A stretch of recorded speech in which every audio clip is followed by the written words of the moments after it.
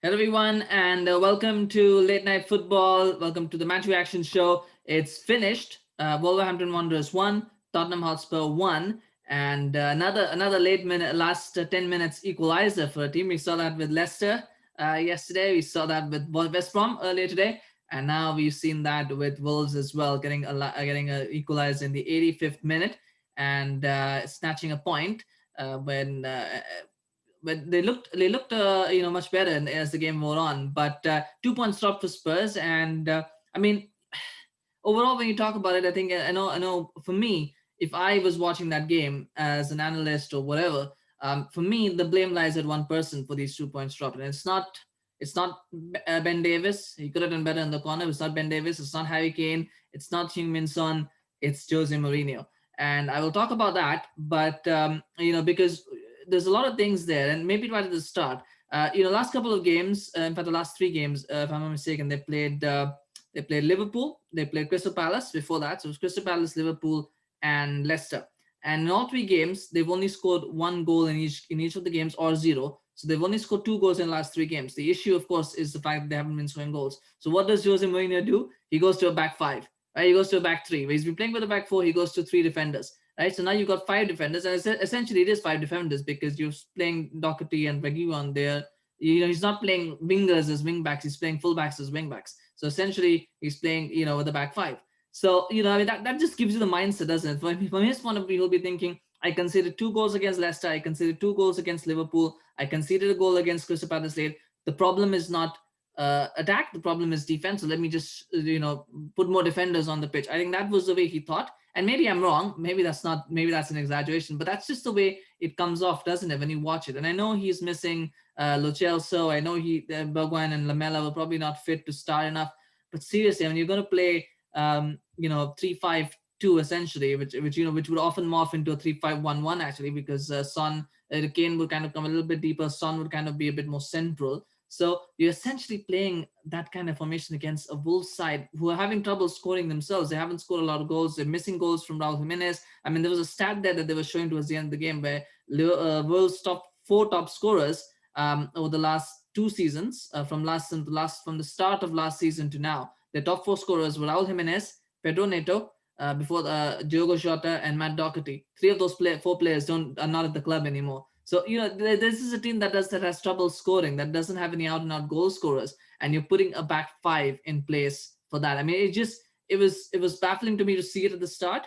But then Wolves kind of, and I thought, no, what, this is going to be another one of those games where it's going to be kind of like Leicester, probably Leicester light, in that Wolves are going to wait and going to wait Spurs are going to wait and wait for Wolves to make a mistake, try and capitalize, and then see the game out. But then Wolves played right into their hands. They gave them a first-minute goal. It was a well-worked corner actually, and it came. Ben Davis did well to put it back to Ndombele.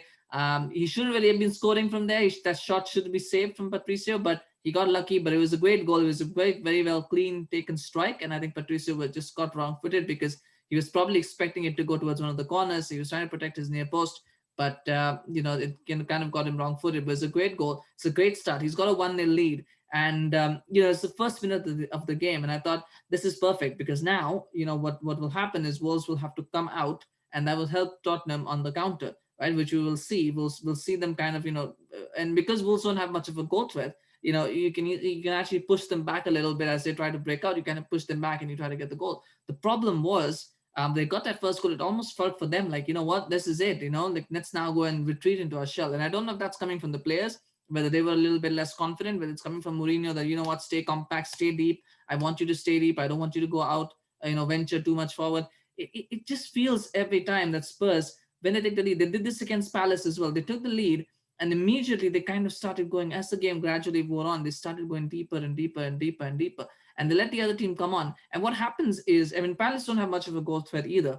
And same with Wolves, they don't have much of a goal threat. In fact, even Leicester, aside from Vardy, don't have much of a goal threat either. But what happens is once you start going deeper, what really makes a difference is teams can start putting crosses in, they can start getting passes through. The players get tired, the players get frustrated. That's Tottenham players. They get tired, they get frustrated. And what often happens is if you put enough balls in the box, one of them might ricochet off a player, one of them might, which happened with Palace was basically it was a mix up that gave Schlupp a tap into the goal. And those kind of things happen because players start losing concentration. To do it from, if you do it from the 45th minute, for the 40th minute of the game, for example, you do it from the 60th minute of the game, that makes sense, right? It's fine, you can do that, right? As the game goes on, you try to protect what you have. To do that from the first minute of a game against Wolves, and this is no disrespect for Wolves. Wolves are a great mid-table side, a really great, and they'll cause a lot of problems for a lot of teams. They're a wonderful side. The problem is this Wolves that play today don't have that goal threat that they used to have with Jota and Jimenez. So, they've got players that are very fast and very quick, but they were lacking throughout the game. I felt I was struggling to see where the goal was going to come from for them, because that was how they were passing it nicely around, but they were not exactly getting any kind of this movement from the strikers up front. There was a sort of reluctance to take a shot on goal, from outside the box or even from inside the box when there were players in front of them. So I was just wondering where that goal is going to come from. But at the same time, if you allow a play team to just keep getting opportunity after opportunity, something breaks, something happens, and it happened with the corner.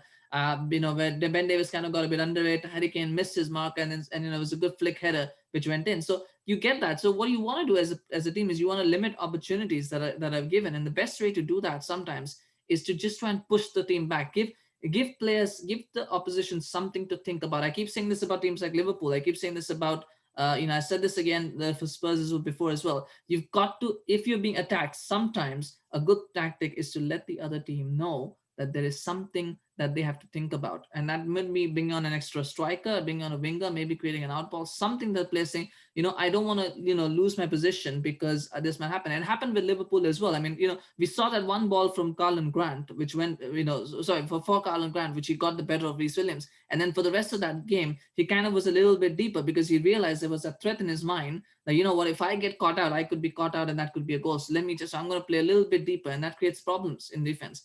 And, sometimes you need that. What Mourinho's substitutions, I mean, he brought on Bergwijn for Reguilon, I believe, and it was more of the same. He was asking him to play as a wing back. Bergwijn really isn't much of a goal threat these days. So, he's more of a defensive winger, if anything. But you may consider that a bit of a positive change. I don't think he did much in this game. Then he brought on Sissoko, I believe. Sissoko came on for wings, which is again like for like. There really wasn't much of a change there. He brought on Lamela, which I thought was a bit positive, but I think that was a bit too little, too late. In fact, Lamela was for Son, so essentially he was taking off a goal threat for Lamela. Lamela is not going to score goals. I mean, it's not a goal scorer like Son is. So it's not a positive change. It's a like for like change, because there was no positive change. There was nothing.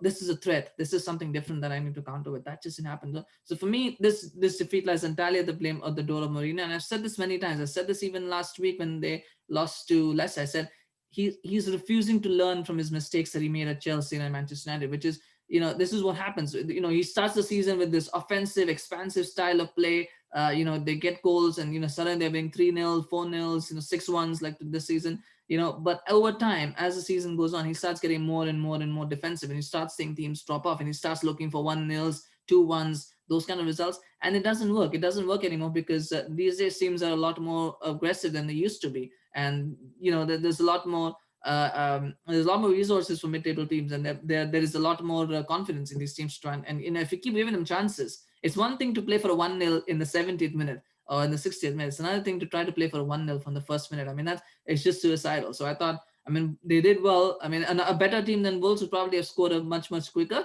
But I think the fact that the fact that it was Wolves and they didn't have much of a goal to it meant that it went much longer than probably should have. But I mean, aside from that first goal that Spurs scored, I can't even think of any good chances that they had until it became 1-1.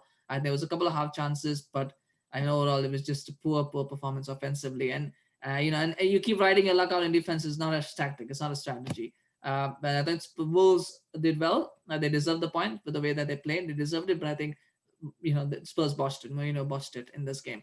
What does that mean for the title challenge? For Spurs, I don't think there was a title challenge to begin with. I've been saying this all along. I don't think there's a title challenge for many teams. And that's not for Spurs. There's no team that can challenge for the title. Liverpool are going to win it. But I mean, at this point, you've got to start thinking that it's top four now for Spurs. I think that's going to be the target. The good thing for Spurs, and probably the sad thing for some of their rivals in Europe, is that if Spurs are not in a title race, you could see Mourinho saying, you know what, I'm going to focus on the Europa League. I'm going to focus on the League Cup because those are important competitions for me to win. I think he'll probably want to win one of those, if not both of those, because and the FA Cup is there as well. But definitely, he's got a good chance of. They're going to get to the League Cup final because they're going to beat Brentford. And then in the Europa League, you would have to say that they're favorites because they're probably the best team in that tournament right now, based on the teams that are there. Based on what's going on, Milan might probably sacrifice the Europa League for the Serie A as well. So you would think at the moment that if they don't have the league to play for, then you could see Spurs putting a run together in Europe. I think Mourinho will probably want to win that tournament just to be able to say, you know what, I won a trophy, right? I think that's probably what the season is now going to be about. So I think from that perspective, I don't think Spurs are going to win the league title this season. I don't think they were ever going to win it, but I don't think they're now in a title race. So the focus will now switch to top four. But I think it might bode well for their cup prospects in that sense. So there's a bit of positive ending. I know it's not going to make much. I know this is speculation and stuff, but I think at this point, Mourinho's, you got to say Spurs are in a title chance. It's ironic as well. He said it after the Liverpool game that Spurs are in a title race now, and they've not won the next two games that they played since then in the league. So it's just weird sometimes how things work in football. But I thought it's so funny with Spurs. Another player that I want to point out, one player that I do want to point out, I don't like to talk. I didn't want to talk about any players. I think it was a very unremarkable game in some ways in the way that was played. But Harry Kane, I was just watching this game and watching Harry Kane play today. There's two parts to it. The first part that I saw is Harry Kane playing a lot as a central midfielder and then playing a lot as a left wing back. That's how he was playing today. I said this, there was a quote about I was talking about how Mourinho stifles attacking talent, and there was somebody who said, well, Kane and Son seem to be doing so well this season. Kane is doing so well. Kane is like great. And I said Kane is scoring a lot of goals. He's done well, but the fact is Kane still spends more time defending corners in his own box than heading corners in the opposition box or getting into the opposition box. He still spends more time in defense. So a lot of that goals, and I've been saying this, a lot of the goals and the numbers have been skewed by that 6-1 that they got against Manchester United. It skewed a lot of those stats. If you take those 6 goals out, if you take out the 3 that they scored against West Ham in about 10-15 minutes of a half, if you take those goals out, and I'm not saying that those were not good performances, but I'm saying when you have 9 goals scored in 2 games, you take those 9 goals out and you look at the season as a whole, you'll see that his numbers are not that different to what they used to be with Manchester United or with Chelsea in the second stint. And that is the crux of the problem, and I'm sure Kane is going to feel it as well. The fact that it's difficult for him to keep coming from, playing as a central midfielder, defensive midfielder, and then making all that run up. He's not a fast player. He's not blessed with pace.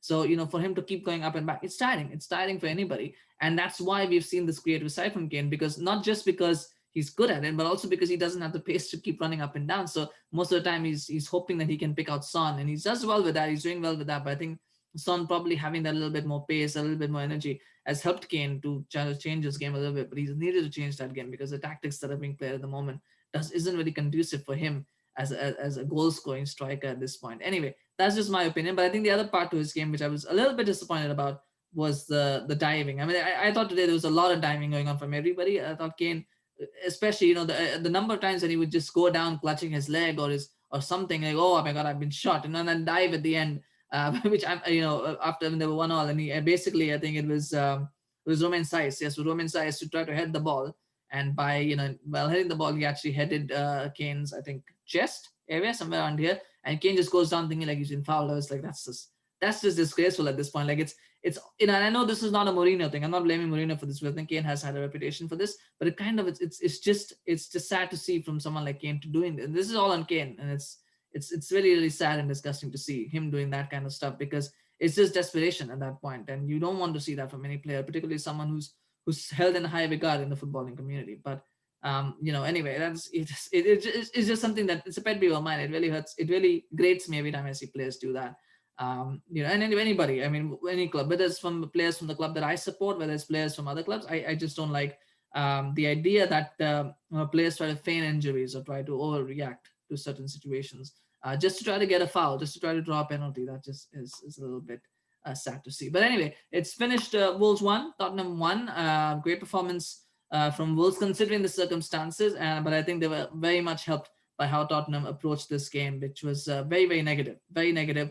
And hopefully Mourinho it will change on this. I doubt it, because at the moment he's on track for 2 trophies. So from his point of view, he's already looking at that as a successful season. But you got a question as to how long certain players at Spurs are going to put up with that kind of football. I don't know. I have no idea. But anyway, it's a 2-point stop for Spurs, which I'm now pretty certain, fairly certain to say that unless something dramatic happens in the next 4 or 5 games, you have to say Spurs are probably out of the title race. but the top four race is still well and truly alive because everybody else is just average outside of Liverpool. So there's still a lot of time to get that right. But anyway, thank you for watching. Please smash a like if you enjoyed the match. If you enjoyed the show, please share your comments. As always, we'd like to know what you think of this game. And please remember to subscribe to the channel if you are new, so that we can continue to grow and continue to produce videos like this for your entertainment and enjoyment. But thank you so much. Have a good evening or morning, whatever time you're watching this. We'll be back tomorrow. Maybe this game's happening tomorrow because it's a new game week tomorrow. So there's no rest for the weary. So we'll probably be back tomorrow as well with a couple of match reactions based on the games that we've got. But we'll see you again soon. So take care. Bye bye.